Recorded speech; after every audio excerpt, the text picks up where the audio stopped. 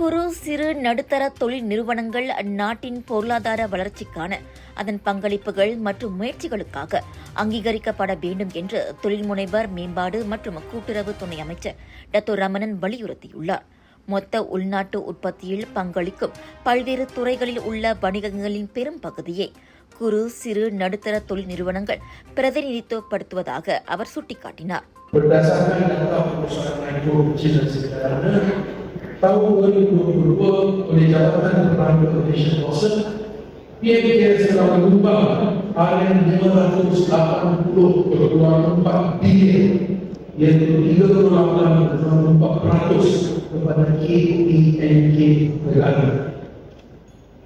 You are the backbone of this nation. Pada masa yang sama, PMKS juga menyumbang sejumlah 144.5 bilion atau 1.5% kepada ekspor negara. Selain itu, sejumlah 7.59 juta pekerja atau 48.2% guna tenaga negara juga datangnya dari sektor PMKS. இதனிடையே உள்ளூர் நிறுவனங்களின் செயல்திறனை மதிப்பீடு செய்து அதற்கு ஏற்ப வகைப்படுத்தப்பட்டு வழங்கப்படும் விருதுகள் தொழில் முனைவர்களின் செயல்திறனை மேம்படுத்துவதற்கு முக்கியமாக விளங்கும் என நேற்று மலேசிய தொழில்துறை ஆளுமைகள் மற்றும் தொழில் முனைவர்களுக்கான 2024 ஆண்டு விருது விழாவில் அவர் தெரிவித்தார். அமானா இக்தியார் மலேசியா மற்றும் தக்கோ நேஷனல் போன்ற தொழில் முனைவர் துறையில் நுழைபவர்களுக்கு விரிவான சேவைகள் தனது அமைச்சகத்தின் கீழ் உள்ள ஏஜென்சிகளும் வழங்குகின்றன என்றும் டத்தோ ரமணன் எடுத்துரைத்தார்.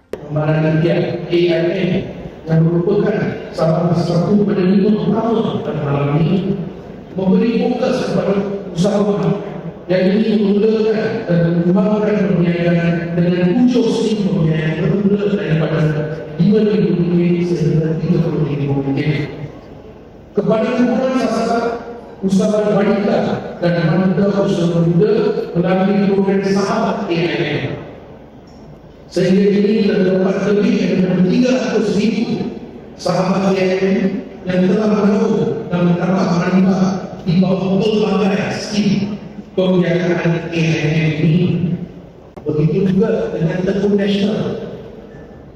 Agensi ini menyediakan pakej pembiayaan yang bermula dari RM1,000 hingga RM200,000. Lazimnya pembiayaan ini adalah dikhususkan kepada usahawan yang sedang dalam proses mengembangkan perniagaan mereka. மலேசிய தொழில்துறை ஆளுமைகள் மற்றும் தொழில் முனைவர்களுக்கான 2024 ஆண்டு விருது விழா நாட்டில் உள்ள தொழில் முனைவர்கள், இளம் தொழில் முனைவர்கள் மற்றும் அனைத்து இனங்களை உள்ளடக்கிய தொழில் முனைவர்களின் சாதனைகளை அங்கீகரிப்பதை நோக்கமாக கொண்டுள்ளது. நியாகா டைம்ஸின் 8வது ஆண்டாக ஏற்பாடு செய்யப்பட்ட இந்த விழா தொழில் முனைவர்கள் உள்ளூர் நிறுவனங்களிடையே சிறந்து விளங்குவதற்கான முயற்சிகளை ஊக்குவிக்கிறது என்பது குறிப்பிடத்தக்கது.